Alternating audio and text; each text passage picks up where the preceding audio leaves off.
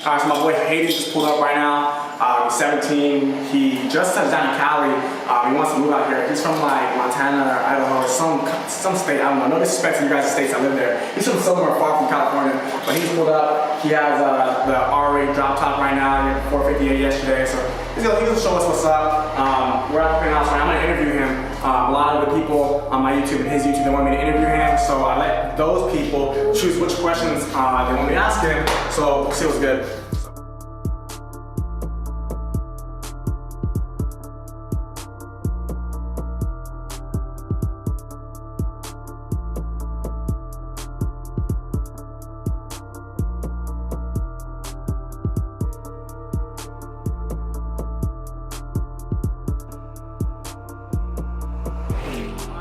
Hayden's pulled up. I was trying to tell him where you're from earlier, bro, but I didn't know what state it was. You want to tell him? Minnesota. Minnesota. I said Montana. Same shit.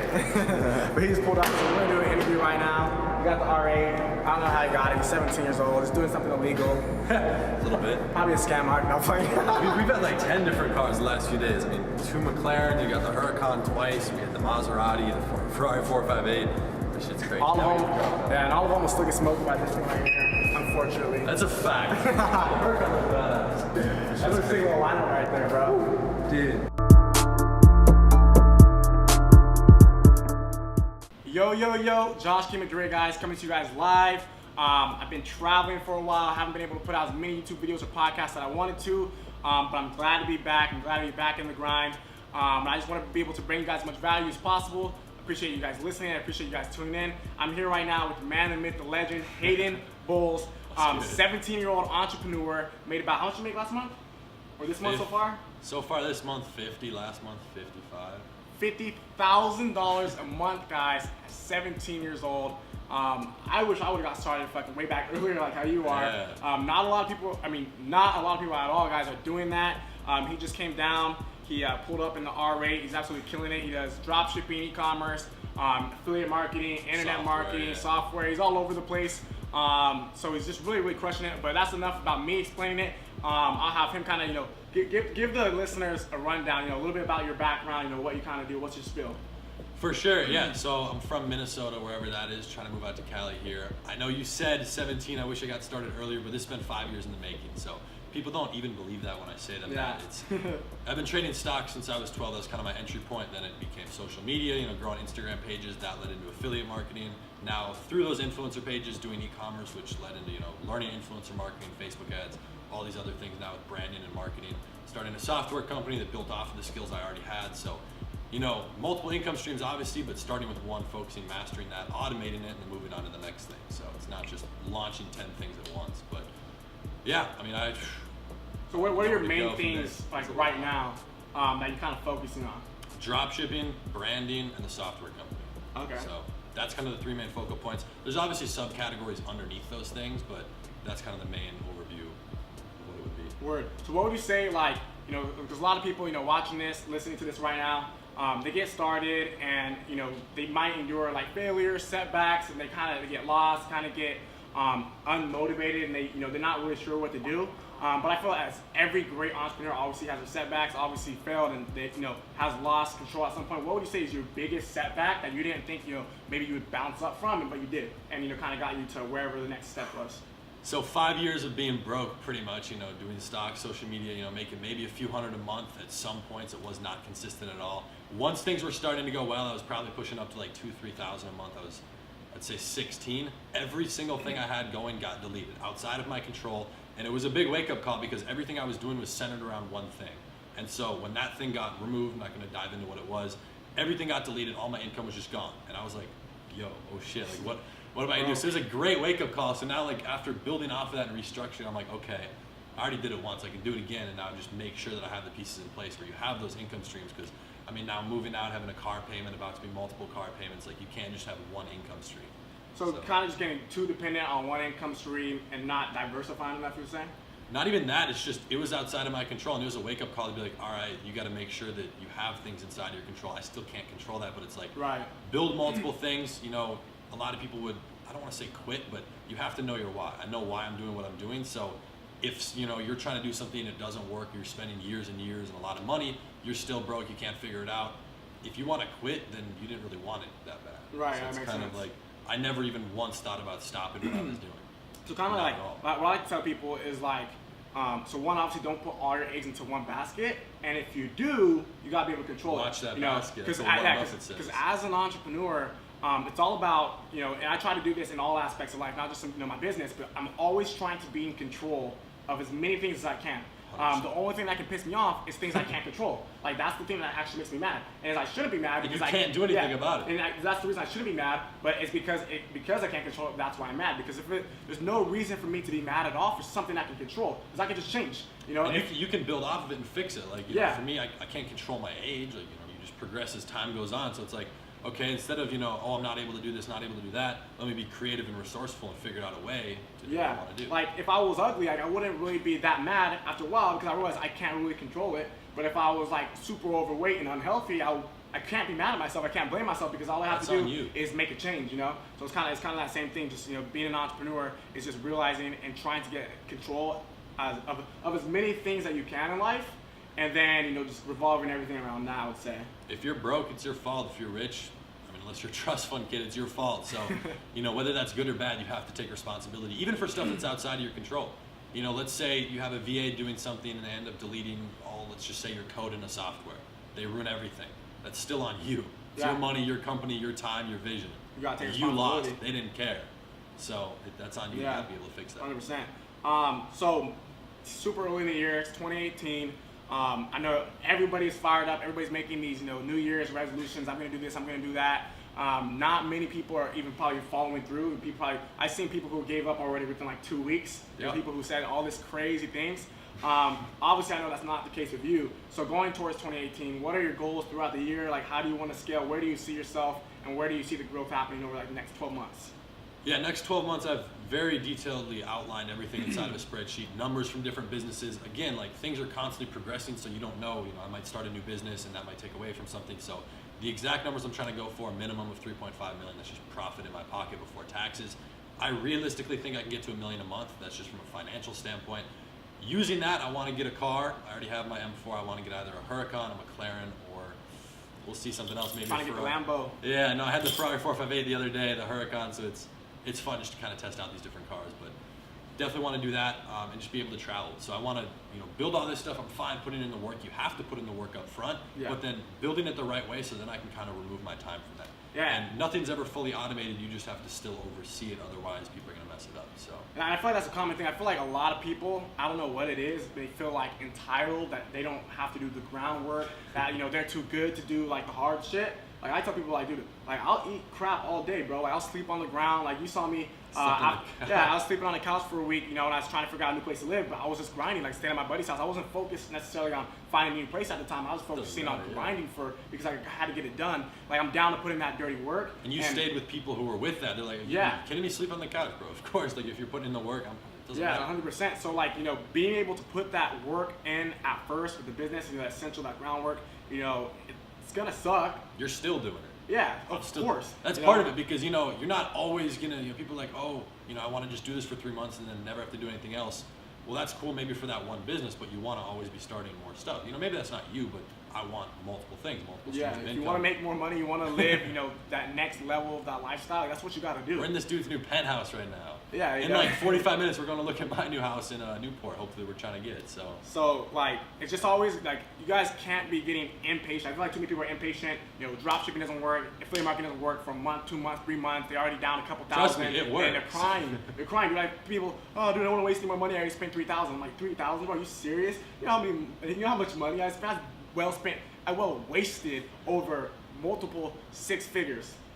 Six figures. I mean, I've definitely, made money, lost money, gotten scammed, been stupid with it. But like, if you're spending money, let's say you $3,000, you're gonna end up spending, X amount of money. There's not a set amount, but if you lose it in a quick amount of time because you were testing and trying so much stuff, well, you just got a lot of it out of the way in the beginning instead of just dragging it on. Right. So it's like you might as well get that done quick.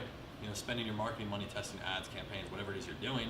Got to do it. And what you got to get better at is if you don't have as much capital, if you don't have as much funds, and you are realizing that you're wasting money, it's not getting you that type of return, you have to get better at learning how to create money from nothing, pretty much like I said. If you're an entrepreneur, you can create money from nothing. So find different ways to create money quickly and be able to use that. I'm gonna give them a practical thing. The easiest way to do that, just to create something from nothing, in my opinion, is build a following around anything. Like I used to run quote pages, luxury pages, meme pages, animal pages, anything on Instagram. That's how I got started, marketing just on that. That led into, affiliate marketing. Right. The first $1,000 I ever made, I got a check. It was 1 month, Tai Lopez's 67 Steps. I was promoting that on a random entrepreneur quote page I had, and it worked. That led into, e-commerce. And so building that audience that's free. These platforms are free to use. Grab your phone, go on Instagram, whatever. It's free. Yeah, and obviously it's a skill you have to learn. But yeah, and I feel like a lot of people, they get like, I don't know what it is. Some people think, certain things like, here's the biggest thing that kind of ticks me off is I see people, we'll tell them to do influencer marketing, do this, do that. And then they're like, dude, like, why are you selling stuff to people? Like, oh, you're just trying to sell stuff to people. And I'm like, dude, most of the people, especially the people from watching this, if you think anyway this right now and you're watching our stuff, your mind is completely twisted, like badly. Like people, like they watch our stuff to learn how to sell things, whether it's e-commerce, whether it's Shopify, or whether it's affiliate marketing, but then they get mad when they sale is bad. Yeah, you know how money is made? How is money created? Like if you have a business, how do you generate money? A sale, a transaction has to be made. Like, otherwise, there is no transfer of capital between anyone. So everybody wants to, everybody wants to sell things to people, but nobody wants to buy things, or nobody wants to feel like they're being sold. People love to be sold, or no, what? People love to buy, they just don't like to be sold. 100%. So like, once you guys lose that mindset, that's a losing like mentality, then you can like grow. Because me, I love to be sold. If there's ever a moment where I want to buy something, I'm like, damn, one, I wanted to buy that, so the marketing on whatever they did to make me want to buy it is fucking good. I need to look at what they're doing. You know what I mean? No, I know. I've literally bought people's courses and stuff. Like I bought Jake Paul's course the other day, literally just to see what the next step in the funnel was. Yeah. I did not care about the product. I'm like, how is he structured? And even the product probably has some sort of value they can get out of it. Of course, yeah, I went through his course. But so Jake many people, Paul, one of the biggest YouTubers, drives a course on social media. Like, of course I'm buying. If there's one thing that you learn and it can help you even fucking 10 years down the road, that's worth the price. But so many people, they buy stuff and I didn't get any value because they don't get rich overnight, and then they have that mindset. So you guys, if that's you, making money online is not for you. Just to be blunt. Yeah, it's maybe you're gonna do better in a physical business. Go buy a restaurant, something. I don't know. Start an ATM business. It's not for everyone.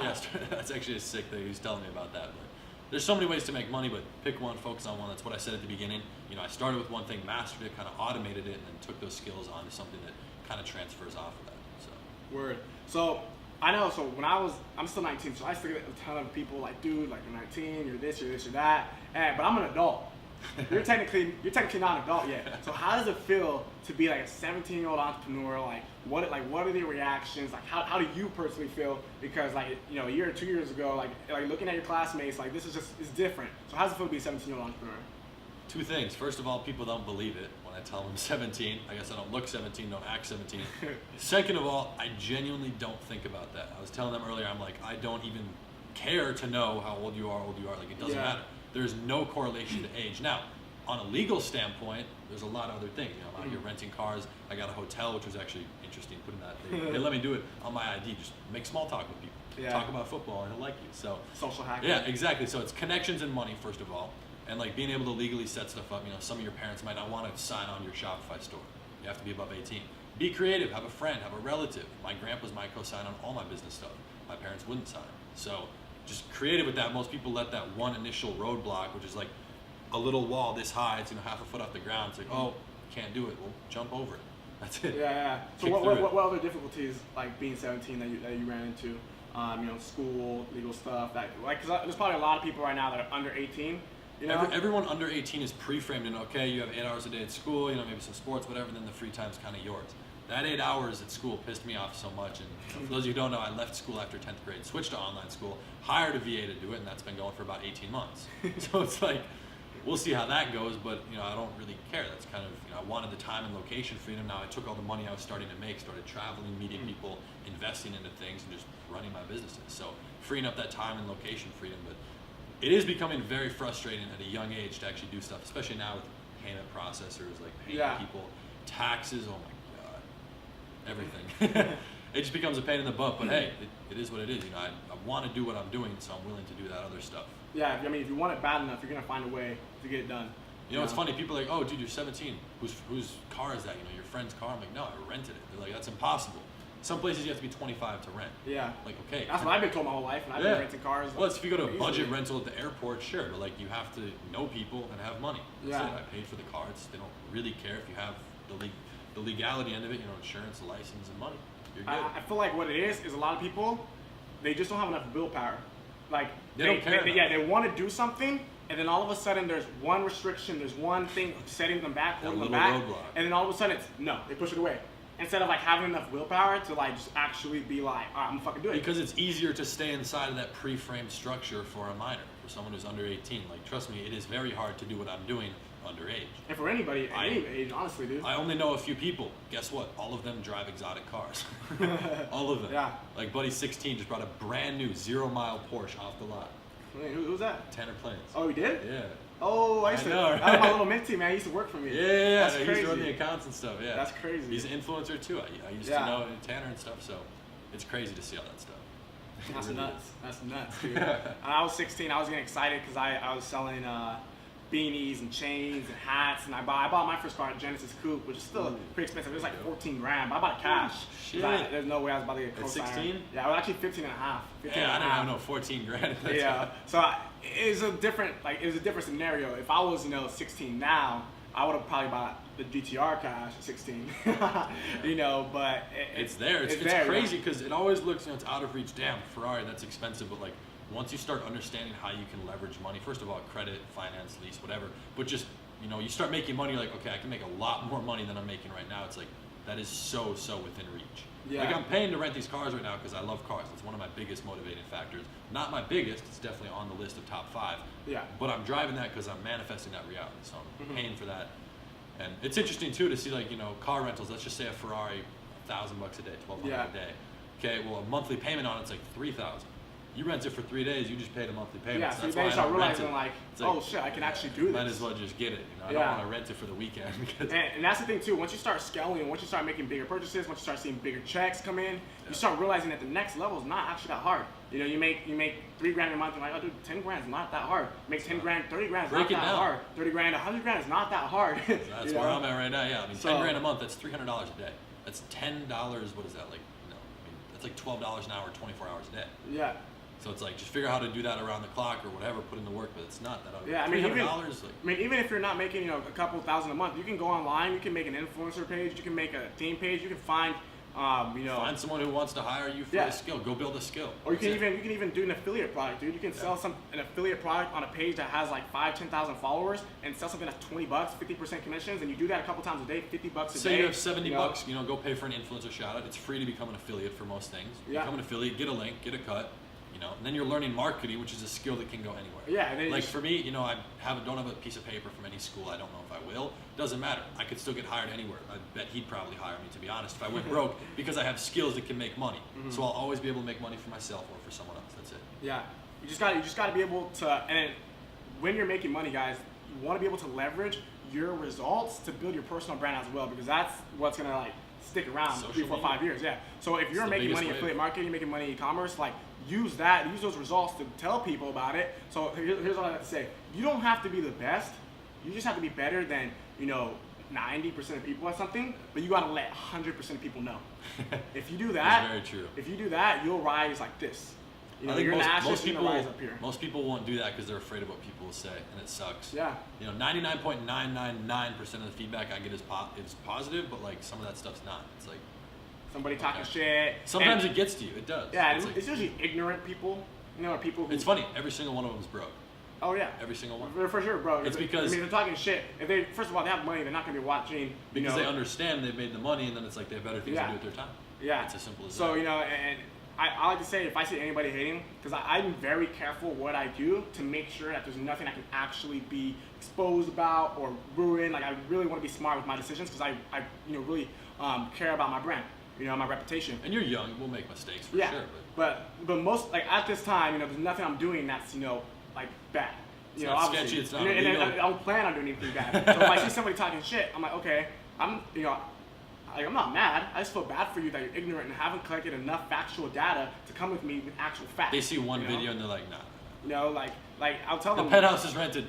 Gosh, it's all fake. Yeah, like I tell them, like, go, accumulate some more data, and then come back with some logical facts. Don't tell me your opinions, because if you come with your opinions, I'm gonna roast the hell out of you. you know. And I know, it's funny too. People I started showing my income on YouTube just because I saw a few entrepreneurs doing that, and I really related to it. So, on my YouTube, 90% of the content I put out is not, sure it's value and whatnot, but it's the videos that I was searching for that did not exist. Yeah. It's as simple as that. Like my video today on me dropping out of school and leaving, how I've structured that. That's something I was searching for. I wanted to find someone who's in a similar position. Relatable. So it's like, that's all the content I'm putting out. I think it's really interesting because most people don't share that. And when it comes to the income, sharing that on YouTube, people call it fake. People show your bank statements. I'm like, I have absolutely no problem doing that. But one thing I learned from Ty Lopez, he's like, dude, if you show that stuff, you're feeding into your ego. Yeah. And you need to learn to control that. So I'm like, I literally at so many times have wanted to flex on people so bad. It's like, but I'm not. And it's a good thing that you're not. So it's like, yeah, because sometimes you think it might inspire people, and it does, but sometimes it also will turn people down and make you look bad. Like, dude, yesterday I was about to post a screenshot of how much I made a lot of money yesterday. I posted a screenshot, and I was like, nah. Yeah. I literally was like contemplating about 5 minutes. I was like, I used to do that stuff, when you start making your first like $1,000 a day, like, whoa. I was doing it too. And this was a 5-figure screenshot, and I'm like, nah, Yeah, 5 figures a day, bro, I'm close. So I was just like, I was just thinking in terms of like, my parents, my friends, girls, like there might be like, this dude's cocky. That's shit. tough. And you notice girls, and I mean, it's obviously guys too, but like the girls coming for the money now, you can't really stop it. Like, sure, you want to talk to someone if you're going for a relationship, that's great, but at the end of the day, your social media is public. They follow you on Snapchat. Let's say you're Snapchatting back and forth. They see your stories. Like, there's a crazy amount of girls just in the last 48 hours that have hit me back up. Oh yeah. Yeah, I'll literally show you after this. Like, it's funny. They come back, they see, oh, Ferrari in California, what? Like, yeah, my Instagram manager would be like, he messaged me yesterday. He's like, what do you want me to tell to the Instagram models that hit you up? I want to screenshot the profile first. But yeah, be careful of people's intentions. Yeah, 100%. Even family, I've been burned by that, which is interesting. For sure. So what do your parents think? Think about family. What do your parents think? First of all, if you ask them what I do, I don't know if they'd be able to give you a straight answer. I'm trying to make a video with them. They're not really on board with the idea. But they just think I do stuff. I think they know what Shopify, they don't know what it is, but they know what Shopify, like the word is. So they've seen my videos, I guess. I don't know. Yeah. They definitely don't know how much I make, which would be an interesting reaction. You haven't told them that? No. That's good that you did that, because one of my biggest advice from my mentors that I fucked up with, and he told me too late, he said, don't tell your parents how much you make. Because I started telling my parents how much I made before I went to college. And they're like, okay, start paying for this. Yeah, start I know. paying for this. Start making me pay for rent and everything. Food, freaking what do you need college, books, gas. I was like, fuck. And I pay for all my own stuff. Like, sure, my parents, they have a place to stay and they supply the fridge with food. That's pretty much it. Like, I don't really ask for money. I don't need the money. But it's like, now I put that out on YouTube, and I know my mom knows my YouTube exists, so I don't know if she knows. I don't know. Exactly. But I'd rather they didn't, and obviously when I got my car, my dad's like, he didn't really say how much you make and show me some statements, but he wanted to see something from me. That's how it was for me good too. Amount of payments, and the thing is too, what I kind of realized, you don't obviously want to flex too, because your parents might feel like you're flexing. Like if you're making more than your parents, because when I got to that point, I was like, I didn't really want to talk about it as much, just because parents went the whole traditional route, school, tons and tons. You ever of think school. They'd feel bad? That's what I think. I don't know if they will. I beat them financially, like income-wise. Obviously not net worth. They have assets, but like. Income-wise, I beat them before I'm even 18. They had to go to school. Like my parents had advanced degrees. For as long as you're as old, they've been in school. Trying to figure out how to make X amount of dollars. And that's why I got to that point. I was like, I just didn't know how to break it to them. Like, yeah, they might be proud, but you never know. The humans are very interesting. It's better to be low key. Like that's one thing I messed up on. I've said it in videos. Like I was always out there, like, yo, I'm doing this, that, like trying to make some money, almost pretending to be rich. Like this is when I was like 14, 15, whatever. Trying to figure it out, and I was excited, right? But I wasn't really making any money, and so everybody's like, oh, it kind of was a negative light, but now everybody, for the next few years, is like, how are you doing? Asking about me financially, and I didn't really have an answer because I wasn't making money. So it's like, now that I am, they see that and I followed through, but it's like, my biggest advice is just be low key. Don't tell your friends, don't tell your best friend, don't tell your parents or anyone. It can only put you in a vulnerable position. That's it. Just stack up. Just shut up and work. Just like, it's fun, trust me, but it's better. Like this is one thing I really don't have many friends like back home. I don't fuck with many people, but I have one friend understands the business stuff, doesn't really do much, doesn't care to. But we always say, he loves cars too, likes Aston Martins. I'm like, dude, whenever one of us gets a car, we're not going to tell each other. We're just going to pull up. I bought my M4. I pulled up. I'm like, yo, come help me film this for 2 minutes. He walks outside. He's like, yo, what the fuck? Damn. It's the craziest thing. Yeah. So it's like just, you know, being low key about it. Yeah, see, I feel like that's a tip of advice for you guys, you know, watching this right now. Be low key, you know, stack up your money, and just let people wonder, you know, because I was like, you know, I want to prove everybody that talks shit, prove them wrong, do this, and that for the longest time. And then I realized, like, at first they're like shocked, but then they don't give a fuck. After they're just like, they know, like, yeah. He's doing that, or he's doing that. Like, after a while, they don't care. And eventually they'll figure it out. They'll see you're, not even that you're flexing, it's just, I post my life. Like, I don't do anything to brag. Yeah, this is normal lifestyle. I like cars, so you're gonna see my cars. It's a simple fact. So it's like, you know, you'll see that and they'll be like, oh, okay, you know, it's becoming his normal. You know, just let your success make the noise. It's that whole phrase. Yeah, exactly. Or let your exhaust make it. But new exhaust is coming on this weekend. Let's go. But last question I wanted to ask you. These are for people who are, you know, selling online. Maybe they're internet marketers. Maybe they're on Shopify. What are your favorite advertising platforms for things online, and why? And what would and finish it up with just some tips and some advice that you would give the people listening right now, so they can actually, you know, take something practical and like implement it today. Instagram and Facebook. So for dropshipping specifically, I use Instagram influencers, make money, it's easy cash flow. It's also how I find what products are working. From there, I'm building pixel data at the same time, so I get a certain amount of sales. Take that data onto Facebook for a lookalike audience. That's where I can really scale. Now, if you're doing something like, I don't even know, let's just say affiliate marketing, it might be a different structure. You know, you might not want to do Facebook ads with pixel data. You might want to build your own influencer page. You might want to run a webinar. That's different types of stuff. But Instagram and Facebook, definitely two very active platforms when it comes to that. And there's a lot of money to be made. You know, for me, I like using Instagram and then taking Facebook for the scale. And if you're trying to do something like, let's say dropshipping with women's clothing, you know, you might want to go more towards personal brands. Send a shirt to a YouTuber who has 15,000 subs, because when it's a personal brand versus just a page that shows cool photos, there's someone's face attached to it. So there's like that connection built with the audience. You can tap into that. It's a little more relatable. Exactly. So 100%. It's easier to sell on that. So last thing you gotta tell people listening right now, so they can get their ass up and get to fucking work today. What do you gotta say? Pick one thing. Doesn't matter. It's probably not going to be the right thing. You're probably going to end up switching it. You might not be doing it in 5 years, but it might make you some money. Either way, it's going to give you experience. It's going to give you something to do. You're going to start building habits and hopefully build a skill. Don't even worry about the money. Just go. Simple as that. You guys heard it here first. 17-year-old entrepreneur Hayden Bowles. Appreciate you coming on, bro. We're actually about to go check out a mansion. I might even get another place. So I have 2 places with him. So we'll see, guys. Maybe we'll vlog it. But appreciate you guys tuning in. Appreciate you guys listening. If you're on the podcast, first of all, if you're on YouTube and you're not on the podcast, the link for the podcast will be in the description. Subscribe so you can hear the audio. So if you're busy, you're on the run, you're on the go, you're in the car, you can still listen. If you're in the podcast and you like today's episode, leave a 5-star review and say the best thing that you got from Hayden. And see you guys next time.